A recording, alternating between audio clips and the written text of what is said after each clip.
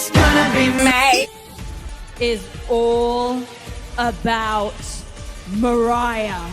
Was this the plan? All along? Is this what you've been plotting for months? Capture this wholesome moment. How are you feeling? I'm so excited! I can't believe this is happening! Arthur, look, this is Mariah May. She's new here. I told her I can get her into me, Tony Storm. It'll only take a minute.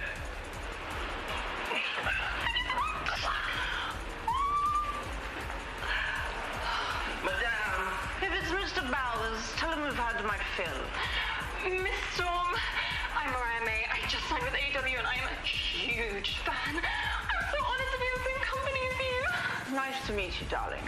But I'm not doing autographs right now. Oh, no. I'm a wrestler. I just came from Stardom just like you, and I loved everything you did there, and I love everything you're doing here, and I love you. And the little Tony Storms out there. This is my spot. You will not take it. You will not make it. Your intentions. Intentions? You know, your plans, your goals, where you're coming, where you're going, that whole thing. Well, I've wrestled all over the world. I just came from Stardom in Japan. And now I'm so excited to be a part of the AEW women's division. Tony Storm. I mean, she's the reason I'm here. I went to Japan because Tony went to Japan, and now Tony's in AEW, so I'm in AEW. All About Mariah. Watch for the shoe. And watch for the shoe indeed. Welcome to It's All About Mariah. We're going to do a deep dive into our very first episode in our Future Star series. We're going to be talking all about Mariah because it's going to be May. And Emily has talked about how much she's loved Mariah May since she first saw her grace our screens in November of last year. And she did a deep dive and she told you about the dollhouse match, which she'll go into in a little bit here. She told you about her gear, her pink, that she was the glamour for a reason, that she had all the different colors, like the diva-esque look, but she was a badass. So every little thing that Mariah has done has been for a reason. And that's kind of why we've waited to talk about her. She's been on our radar for literally almost a year now. And it's just been so fun. Like the second you hear of a free agent, it kind of gravitates you to learn about them. So hearing that we had like a free agent out there that was very athletic and gymnastic-y, I was like, yes, this is needed. So wait, you're telling me if I want to learn about a free agent instead of just going, who, I should look him up? Yeah, you can just do an easy Google search. Cage Match is a great site to use. And then you've got Wikipedia, obviously. But not every wrestler is on Wikipedia. So you can actually go to like Wiki Fandom or like, if you just search a wrestler, these things will pop up. I've been doing this for 5-6 years now. So you're telling me instead of just bitching on the internet and sound like a random owl, I should just put 2 seconds in a search engine and I can figure it out myself? Yeah, or you can go follow us on Cruising with Kayfabe on Facebook. And if somebody says, who, I just like insert the wiki page for them. I just insert a gif of an owl. We are not the same. I like to educate people because maybe that's all they needed to not be a douche. Well, I think at some point, some people just are beyond wanting to educate because there ain't no rest for the wicked and there ain't no place for the dumb like social media. That's all I'll say. But speaking of wicked, yes, when Mariah May started, I mean, I started looking into what kind of got her into wrestling. So I did a deep dive in her interviews and she was a content creator. She created a lot of YouTube videos, still has a great channel today. Sometimes though, like it says it's been a year since she's had a video and then it says like 3 weeks, but it's an old video. So I don't know what's up with that. They could be re-uploading. Some people re-upload content depending on, new relevancy. They use those great meta tags like Cruising with Kayfabe at Cruising with Kayfabe on Facebook. So, she was out there. She was a big wrestling fan. So she went and got some training over in London at School of Lucha Libre and Knuckle Locks Gym. So that's the great thing about, training in London is they're used to their hard-hitting style, like a Saraya Knight or a Zach Knight, the way he trains students. And you can definitely see her inspiration in the ring is a mix of strong style and a mix of kind of the PWG new style that I know you love. Like you said, gymnastic-y, but it's really PWG modern era wrestling. Well, yeah, it's them showing off their athletics and you know, she came in and she had to change her moveset. I think we've talked about this before. She was towering over the other girls and somebody else already had her finisher. So she created a new one, Mayday. And what I think's funny is there's not a lot of different finishers in the business. I would say everyone does a variation of someone else's move, or everyone does the spear, or everyone does. So for her to recognize, I don't want to be like everyone else and kind of create a new finish is always interesting, because there's nothing worse when you see like 5 different people use the same 5 finish. It's like, okay, or they water it down and it no longer becomes a finish. The DDT used to be a finisher, and now it's a move on a Monday.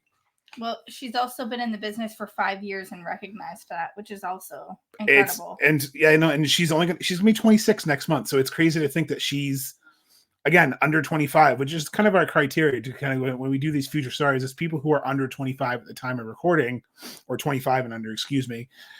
So it's just amazing to think that she went from filming content and talking about wrestling, training in London, going to NXT UK. Like, I mean, then she would go to NXT UK and she would have a tryout, essentially. Yeah, she tried out in June and received training from William Regal and a bunch of other people. And to think that she then got to work with him, I believe, before he left, right? No, she worked with Ray on NXT UK for a hot minute. So, and that's what's great. She got a contract. I mean, she talks about how WWE offered her a contract, but she wanted to bet on herself, and she didn't want to go through that process. She wanted to discover herself, and she was there. She would actually see Toni Storm wrestle in WWE UK, just because everyone knows she was the women's champion in WWE UK, NXT UK, which is why she did try out, and because she wanted to be just like Toni. I know, maybe it's a seed planted.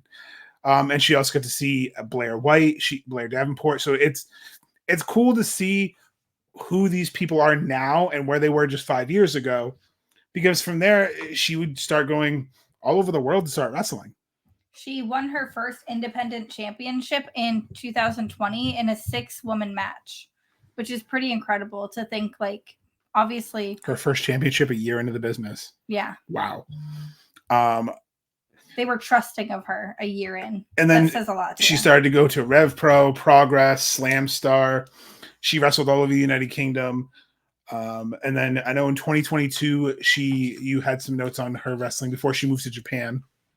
Yeah, so she was wrestling as a tag team during the pandemic with Zoe Lucas. They were known as the Dream Dolls. And then in 2021, she held 3 titles amongst independent talents. And then in 2022, she started to work in the U.S., where she met Harley Cameron, Lady Frost, AJ Lee, and a couple other women that helped to kind of inspire her style now in the ring. And that's funny that Harley Cameron's working with Saraya, who also, she's talked about Saraya as an influence on her as well. So it's funny that Harley Cameron's teamed up with Saraya, who was a part of the Outcasts with Toni Storm. So it all kind of connects without meaning to connect. It's kind of cool when you look at it that way. Yeah, and then she decided to go to Japan in 2023, and as we've talked to Nick Wayne at WrestleCade, it's a whole different world over there. Nick Wade went over there when he was a kid. She's still, I mean, what is this? You said so 4 years ago, so she's 21, 22, going to Japan by herself to go to Stardom. Like that's brave. Like to say, I'm going to leave the United Kingdom. I've already gone to US and traveled, but I'm going to go to Japan because that's, if you want to make a name for yourself outside of WWE, you go to Japan.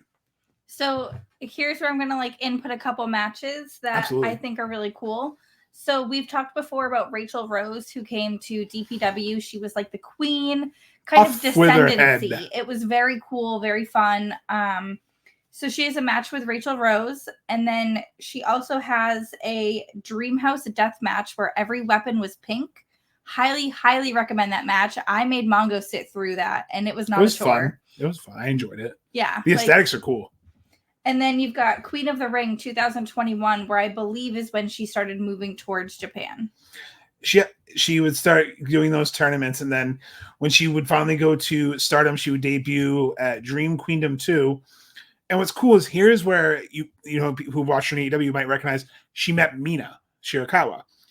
And then they also, Xia Brookside, who you might know from NXT, they formed Club Venus, and they were kind of like I don't want to say mean girls, but they were kind of like that clicky, we are better than you, very pretty, prim, pompous. It was cool because, you know, they had the champagne. That's why they brought the champagne celebration. They had the glitz, the glamour. We're going to use that word a lot, but I went back and watched a few of their matches together and watched them interact during. It's a fun chemistry. It was fun watching those three girls together. It's cool because you get to see a side of each of them come together. And trios wrestling has always been very different for us to watch because there's so much going on in such a good way. You don't know where to look because there's so much happening, but you don't want to miss anything. And that's kind of where she broke out. You know, her and Mina won the Stardom tag team titles together.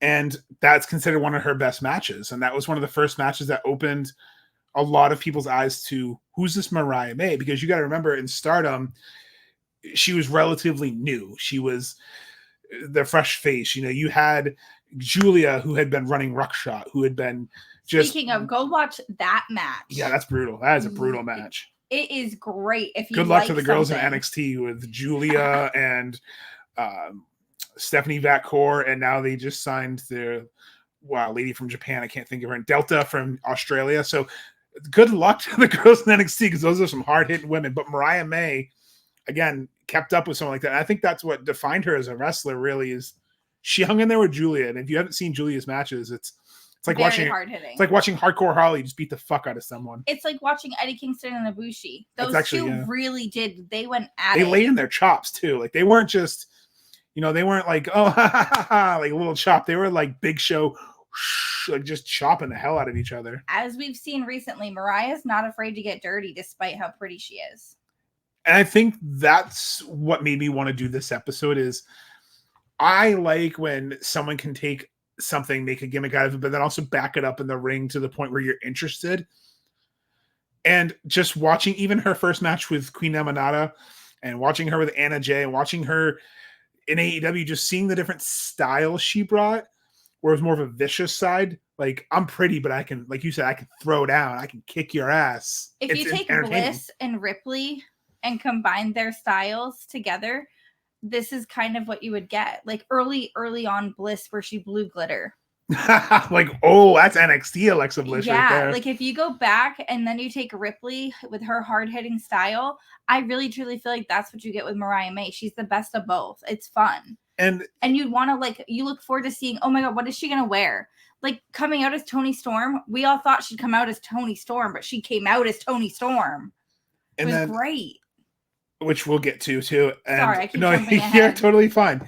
One of the things I really liked is that you brought it up to me, and I kind of had to look into it, is that she became, as she evolved in Stardom, because we said she was the best, she became the sexy Dynamite princess, and she went into the Cinderella tournament. She went to the second round, and the Cinderella tournament is essentially a shot at the world title. So again, she was in the Owen Hart. So she's been in these tournaments a lot already in her young career. And she went to the second round against some of the best competitors in Stardom. And again, she had that evil glamour, which I think that might be what we're going to see, that sexy Dynamite princess, that it's all about me. I'm here. I'm the best. I look the best. I hit the best. I kick the best. I'm going to beat the best. And I think something to realize with Mariah is that with where she's trained, she's had to, the UK, they hit hard. She's had to learn that, right? And then you go to the US and you get kind of that sexy side of wrestling. Not that all of it is, but that's what she talked about. She talked about getting the divas. Yes. Like she talked about getting that style. The glitz, the glam. To turn up her sexy. And then she also has talked about where you go to Japan, it's quiet. You have to learn how to put on a production. So you get every piece of her because she's trained in every different genre of wrestling. And that's why I think whenever someone says they need to go to WWE, I don't think they necessarily, I think every wrestler defines himself by what they want to learn, how they want to evolve. And I think she went, I want a little bit of the diva. I want a little bit of the strong style. I want a little bit of the New Japan style. Like I want to be able to take all three of these styles and incorporate it into who Mariah May is. And I think that that's what you have to be in modern pro wrestling, because wrestling is that melting pot, I guess you would say, of different styles, different looks, different ways. So whenever someone's like, oh, well, that's not that style, or that's not wrestling to me, that's not wrestling to you, but that's wrestling to them, because there's so many art forms. And that's what I enjoy about Mariah is you see, because you also told me she did some movies, which you should talk about. You see the acting influence, like you said, the production, like almost like she's a theater kid. You see that the sex appeal when she's going out blowing a kiss to the camera, she's, you know, flaunting her stuff. And I'm not saying in a bad way, but she's sex appeal. And then she goes out and she's going chop for chop with Julia. You're like, she's what wrestling wants. She's the character who can wrestle, who can entertain. And let's face it, there's a lot of guys who only want to watch women's wrestling for one thing if they're attractive. So you kind of unfortunately get that demographic of those only, but then you get the ones like me, I'm not afraid to say, who I enjoy wrestling for wrestling. It's just a bonus when they're so good looking, just like when you see a good looking male wrestler. It's just a bonus. And to see someone like Mariah do it in a way where it's classy and not like, oh, I'm just, you know, sex sells. No, I'm glamorous. I'm the dynamite princess. I'm gonna kick your ass and I look good doing it. So also, like, you get to witness more and more of her now, which is going to be fun. I'm excited to see what Mariah May is going to bring to Dynamite. And her acting chops is what kind of helped with the story about to talk about. So, what was she in for movies? So she was in some Canadian productions, and she was in DP and Roxy. So she had some acting chops, which is good because... And she's had Twitch since 2020. So I don't know how current it is now, but I'm sure she still does, like, Get Ready With Me's, like, her TikToks. I'm sure she, because she likes to be the center of attention, and that's why this storyline makes sense. So she even did some modeling for the WWE shop. Again, they offered her a contract, but those last 3 matches in Stardom is what kind of got Tony to sign her. So November 2023, Mariah May would be signed to All Elite. And I remember when we first saw the graphic, we're like, oh, cool, she's All Elite. But it was a different type of introduction. They showcased her backstage. It wasn't a surprise entrance. It wasn't a lights go out debut, which I feel like, no offense, I feel like they kind of overdo. It was a unique debut, and it's perfect because it was with RJ City. And at the time, like, weird. I wonder why RJ City's introducing Mariah, but it all makes sense in this story. And that's what this episode is. It's all about Mariah. That was the first thing that was tweeted out when she was signed. It's all about Mariah.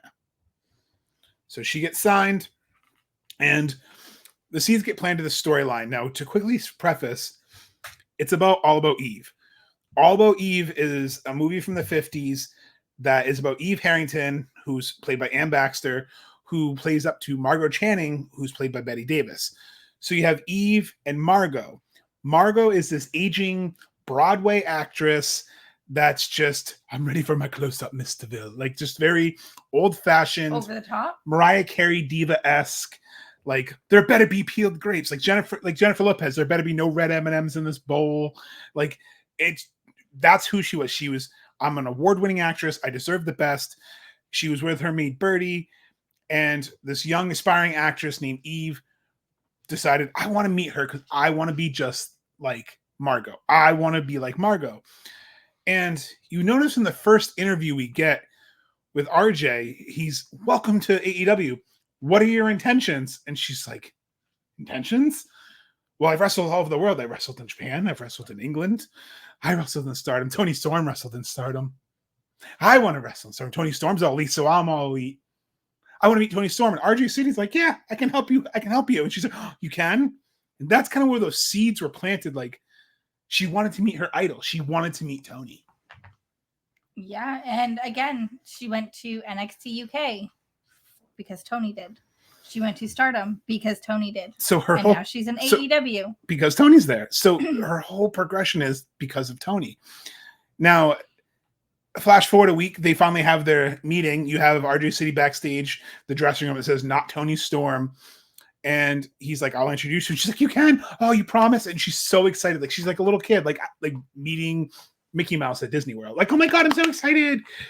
And, you know, Luther, who, shout out real quick, Luther, what a glow up Luther has had from being in Brandy Rhodes, whatever the hell that faction was, to being hilariously fun with Serpentico, one of the best things on the Jericho Cruise, to being such a cool background character / third person in this storyline. Like, holy moly, Luther nailed this part. And then you have RJ City, who had some input on this storyline as well, being a big movie buff.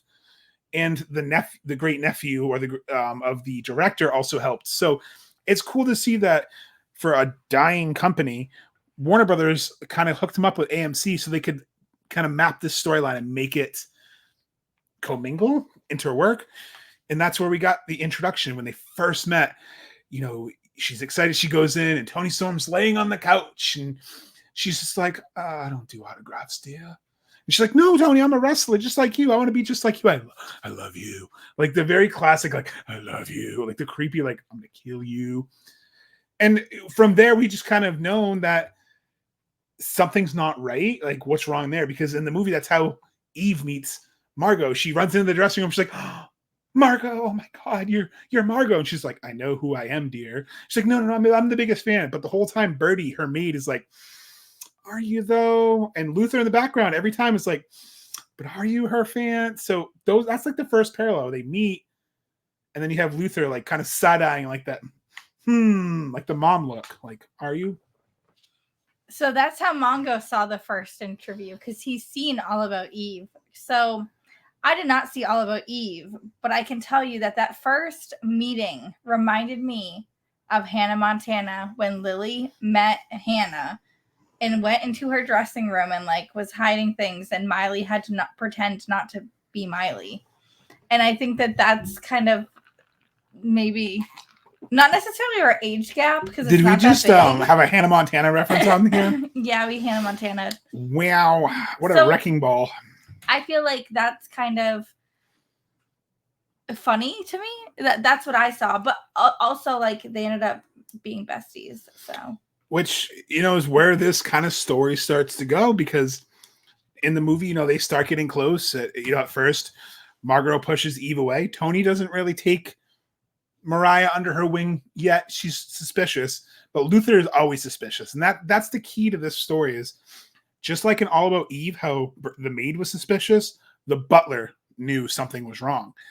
So you have a couple weeks of Mariah just being kind of a background, kind of shy, you know, going into World's End, just standing there awkwardly while Tony Storm's like, well, obviously I'm the best. I just won my match. Like, you know, and just being completely in character. Like you need to go watch those press conferences of Tony. Like she wrote a letter to Anthony, like just her over the top mannerisms showed that she was that I'm the best here.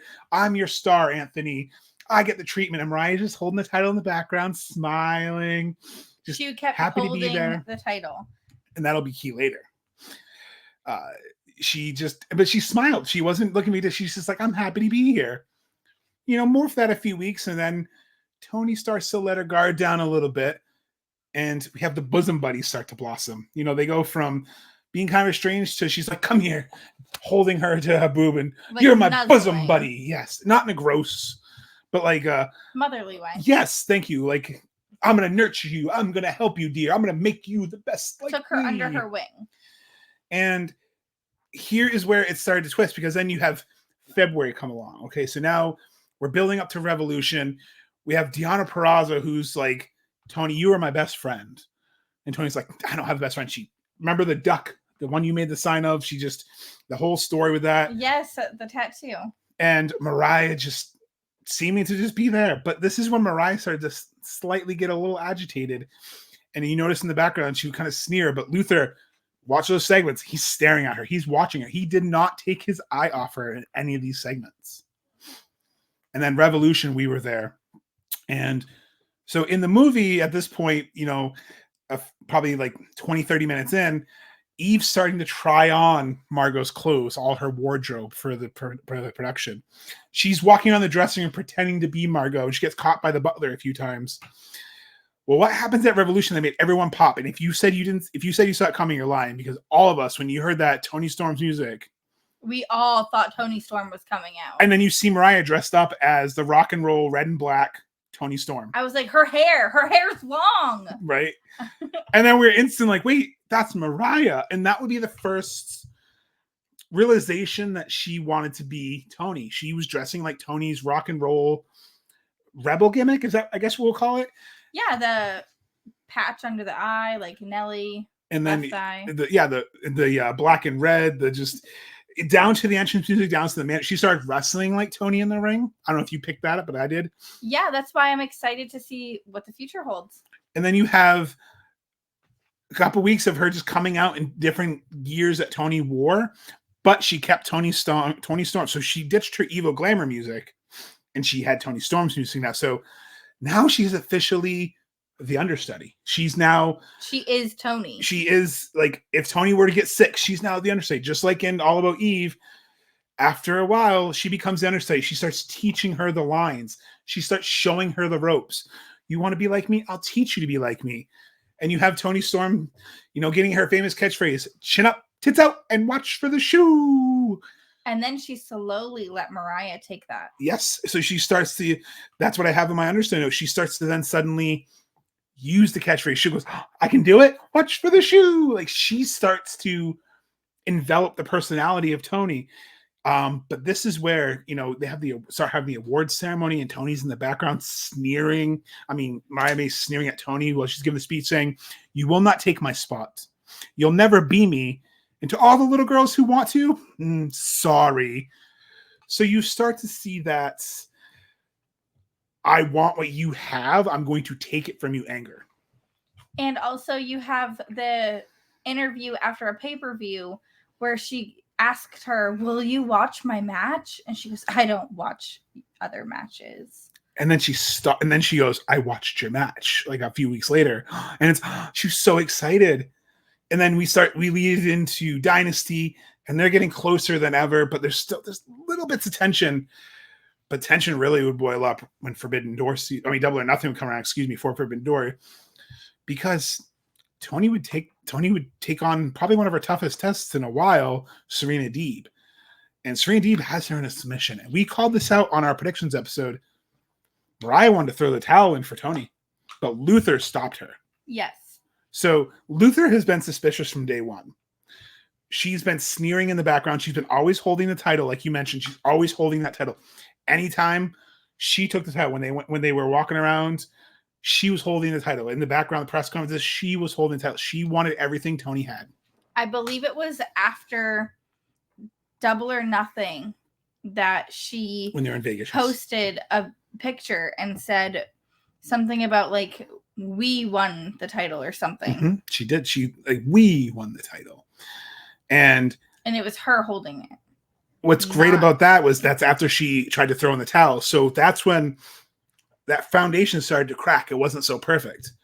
Well, it would only get a little bit more traumatic for her because Forbidden Door came around. AEW has a partnership with Stardom, and what's this? Mina Shirakawa shows up to AEW. So now Tony's Mariah, is conflicted. She has Tony, but she has Mina, who knows her and knows her ruse and knows the real her. So she has to stop Mina from outing her. She has to stop Mina from exposing who Mariah May is. So she's kind of playing both sides. She wanted to be on poster behind both women. She wanted to be in both women's corners. She made it hard to make sure they didn't fight. And then after they fought and Tony Storm retained, they all hugged, they all embraced. She tried to mend those fences because she knew, just like in All About Eve, when her real friends started showing up, she knew that all it takes is one of them to slip up, and her whole plan, it's out the window. Yes, and Mina did try to stop Mariah, knocked her out with a champagne bottle. And what's funny about that too is, was it an accident? Because it looks like an accident, but was Mina trying to warn Tony there? Because I don't know. Mina seemed frustrated at Tony that Tony kind of didn't understand that Mina didn't know what the hell was going on. Like, this isn't Mariah. Mariah, you're not Tony. Well, we wouldn't have to wait long because finally Tony would talk up and say, you know who should enter this tournament? You should. You are you're my understudy. So Mariah enters the tournament, and we knew seeds are planted. She's going to Wembley. Holy shit. I have to stop you there. Something I watched today was the Hey You with RJ City and Mariah May. And he said something, and she goes, you can ask my mother at Wembley. That was made months and months ago. I feel like that was in January. So did RJ City know all this then and not say anything? That sly dog. Because she said, "You can see my mom in Wembley." So she had her intentions and she was plotting it. She told us. Tony Storm even knew she was plotting, but she did. She wanted to see the good in Mariah, and that was her downfall. Because she saw herself in Mariah. She accused her. She said, "Is this what you've been plotting? You just want to take my title?" And she's like, "No," and she believed her. And then, just like in All About Eve, where she gets the award and she gets all the success, and she says, "Now I'm better than you, Margot. I won the Tony. I'm on top of the world." That's what Mariah does, because Mariah gets that championship belt, the Owen. She wins the Owen. She's so excited. She runs up there, and then she just immediately smashes Tony with it. Smash, and then she smashed Luther with Kicked it. him right in the gonads, lifted him off the ground. Poor Luther. Poor Luther. And he goes through a table. Then Aubrey tries to break it up. Yeah, everybody did. And then she just starts whipping her with that strap and beating her. But then the moment that put the turn over the top, the moment that just the irony of a heel turn. She took the shoe that Tony always said, "Watch out for the shoe," and she just bludgeoned Tony to a bloody pulp with that shoe. Yeah, and that was rough. Oof. Probably one of the most iconic moments in AEW women's history is that shot of her holding a bloody Tony Storm, and it's the theater masks. She's not even crying in pain. She's crying because she was betrayed. Yeah, she's like, "How could you?" She's like, "Mariah," and so she sat in Mariah's smiling. So it's like the happy sad masks. But we talk about how Darby did art school. We talk about movies. You hear the phrase cinema all the time online. That moment to me was, if you were to say the word cinema, that was it. Where she's literally using a heel to turn heel and using the shoe that Tony always warned her about to hit her, saying, "You like, watch out for the shoe," and she's beating her with it. If you would have asked me how that was going to happen, that is not what I would have said. I've never seen Emily gasp so loud at a basic belt shot until I did. Because as soon as she turned around and hit the belt, Emily went, as loud as I can't do your gasp, sorry. But it's like... It was a big, like... It was like, it just... And you watched it, and we sat there for a good 5 minutes after, almost reflecting on what the hell just happened. I remember, like, I don't think I got out of my chair, and I was just like, did that just fuck? You're like, did that just... We both just couldn't believe it. And then Jamal's texting us, like, already? Not like this. Like... So shocked. Like, I thought we had a couple more weeks. I thought it was going to happen closer to All In. But we are pretty close to All In. Like, I don't know what I thought. I thought it was going to happen at All In. I thought she was going to betray her at the end and take her title. Yeah, like, this is not what we thought. But, like, it's so good. Like, we all knew a heel turn was coming, but just not like that. It's like that meme, but not like that. And I just love, because the storyline All About Mariah, it mirrors the plot so much, with Mariah playing the role of the ambitious up-and-comer who is taking over the established star. And, you know, everyone says AEW doesn't tell stories, but look at the parallels. I wrote down some themes: ambition, manipulation, and a ruthless pursuit of fame. You'll do anything to be famous. That's storytelling. So for everyone who says they don't tell stories, and I'm not trying to say this to say haters, but just in general, watch this story arc, because this is, in fact, a story they're telling. And it's one of the big reasons I'm excited for All In. Like, All In general, but this story, I need to see this match. Her promo last week was great. I loved it. I loved hearing her tell us that the best thing Tony... say it. You know, basically the best thing Tony did was believe her, essentially, and that she is timeless now, and she's going to take everything from her. Something about her being on her knees. Oh, yeah. I don't remember the quote word for word, but... and then we have the Glamour debut. Coming tonight. As of recording this episode, like, what do you think that's going to be? I think we're going to finally see Mariah May come out. We've seen her in the beginning, but she disappeared so she could understudy for Tony. And I think that she's taken on so much of Tony that now she needs to go back to herself. And we're really going to see Mariah come out tonight. No, I think we're definitely going to see the evil glamour, the evil music, like that heel music she had that Mikey Ruckus made. It's going to hit even harder now than it has before.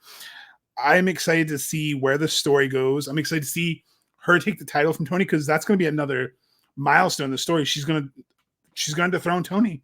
She's the one who's going to dethrone her. I don't know if she'll come out with a tiara, but like that was pretty iconic for a while for her. So I don't know, like there's just so many ways that this could go, and I'm ready. And speaking of ready, I found the quote, so we can say it. So the actual quote is, I've been Tony Storm, and I can be so much more. Don't worry, Tony, I still love you. I've never loved you more than when you were on your knees, bloody and screaming my name. That was your greatest performance. My greatest performance will be All In, because All Elite Wrestling is all about Mariah. Yeah, I'm ready for All In. Me too. And I am just thrilled to see this story progress. I don't have much more to add to this story, except I'm excited to see it. I think we can't end on a better note than it's all about Mariah, because it really is. So do you have anything else you want to add? If you're listening, look in the comment section when we do post this, because I will leave these matches that I found on YouTube. Awesome. Yeah, definitely check them out, especially the Dollhouse match. It's so fun. Put her in the old YouTube machine after you subscribe to us at Cruising with Kayfabe on YouTube since 2017, so that's a very strong presence. So 2 for 1: subscribe to her and subscribe to us. So I guess without further ado, until next time, always keep the kayfabe.